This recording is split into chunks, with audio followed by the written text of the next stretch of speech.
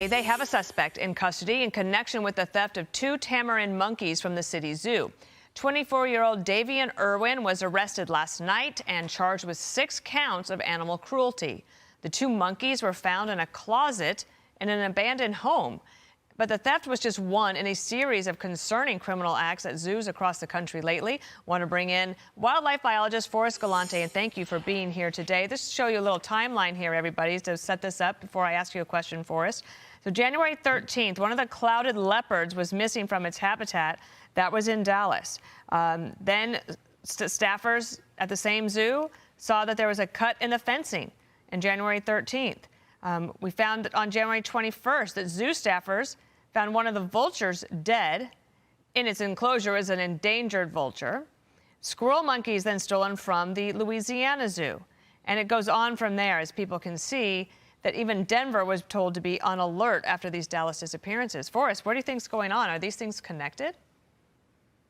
Yeah, I believe they are, Dana. I think what's going on is somebody got away with it, in the beginning, at least until today. And that spurred this idea that you can walk into a zoo, which is typically a pretty low security facility, cut through a fence or hop over a railing and grab these animals, which is incredibly unfortunate because this isn't, stealing a Snickers bar. This is stealing a living life that doesn't deserve to be mistreated.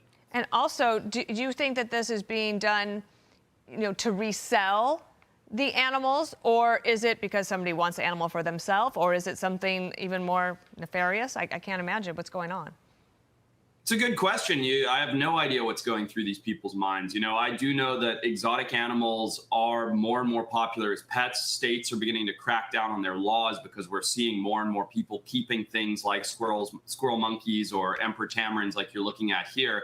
And the value is quite high. A monkey like that in the pet trade may be worth $4,000 or $5,000. So I suppose when you consider the fact that these are social animals, they're curious, they're friendly, they're already used to people being at zoos and their keepers, and it might be easy to just grab one. I suppose that could be the motivation for people, but honestly, it's just awful. And also, people, if you were to do this, you don't know the kind of care, right? A zookeeper is a professional.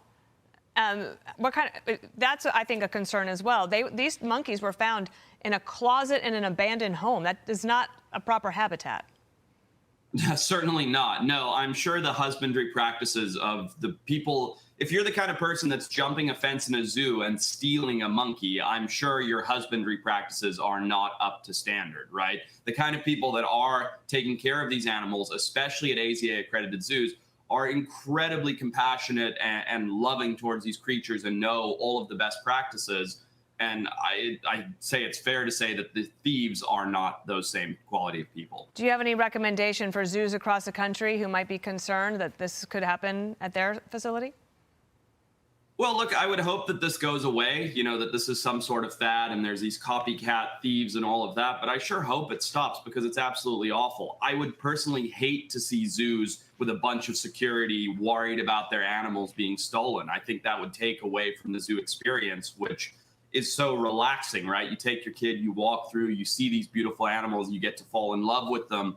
So I guess my only note would be just keep an eye out for suspicious looking characters.